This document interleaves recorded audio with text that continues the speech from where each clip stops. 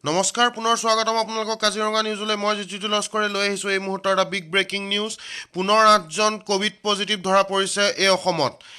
এই কথা আমাক হিমন্ত বিশ্ব শৰ্মা ডাঙৰীয়াই টুইটাৰ যোগে জনাইছে যে 8 persons found COVID-19 positive 3 from Kokrajhar 2 from Sivasagar 2 from Dhubri and 1 from Dibrugarh আৰু ইয়াকে লৈ মুঠ সংখ্যা 199 জনলৈ বৃদ্ধি পাইছে মই আকৌ এবাৰ জনাইছোঁ যে 8জন পুনৰ COVID-19 পজিটিভ অসমত ধৰা পৰিছে আৰু ইয়াকে লৈ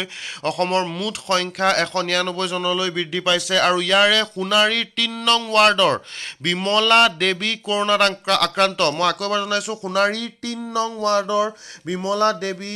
আক্ৰান্ত হৈছে কৰোনাত আৰু লগতে আৰু এজন জনাইছোঁ যে ভাস্কৰ নামৰ এজন আক্ৰান্ত হৈছে কৰোনাত তেওঁ আছিলে হাৰিয়ানাত কৰ্মৰত ভাস্কৰক ৰিলিজ দিয়া হৈছিলে কোৱাৰেণ্টাইনৰ পৰা তেওঁ কোৱাৰেণ্টাইনত 14 দিন থকাৰ পিছত তেওঁক ৰিলিজ দিয়া হৈছিলে কোৱাৰেণ্টাইনৰ পৰা আৰু বাঁহবাৰী পথাৰৰ লোকজন ভাস্কৰ লাহন তেওঁ বাঁহবাৰী পথাৰৰ তেওঁৰ নাম ভাস্কৰ লাহন তেওঁ কোৱাৰেণ্টাইনত আছিলে তেওঁক প্ৰশাসনে ৰিলিজ দিছিলে কোৱাৰেণ্টাইনৰ পৰা কিন্তু তেওঁ পুনৰ ধৰা পৰিছে কোভিড পজিটিভ হিচাপে আৰু লগতে সোণাৰী নগৰৰ 3 নং ৱাৰ্ডৰ এগৰাকী মহিলা আক্ৰান্ত হৈছে সোণাৰী নগৰৰ 3 নং ৱাৰ্ডৰ এজনী মহিলা আক্ৰান্ত হৈছে ইয়াকে লৈ অসমৰ মুঠ সংখ্যা 199 জনলৈ বৃদ্ধি পাইছে আৰু এক্টিভ কেছ 138টা হৈ আছে এতিয়া অসমত ইয়াকে লৈ অসমৰ মুঠ সংখ্যা 199 জনলৈ বৃদ্ধি আৰু 138টা এক্টিভ কেছ তাৰে 54 জনক আৰোগ্য হৈ পেলাই ডিছচাৰ্জ দিয়া হৈছে সোণাৰী 3 নং ৱাৰ্ডৰ বিমলা দেৱী কৰোনা আক্ৰান্ত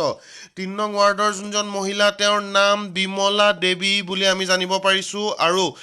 তেওঁৰ লগত আৰু এজন যোনজন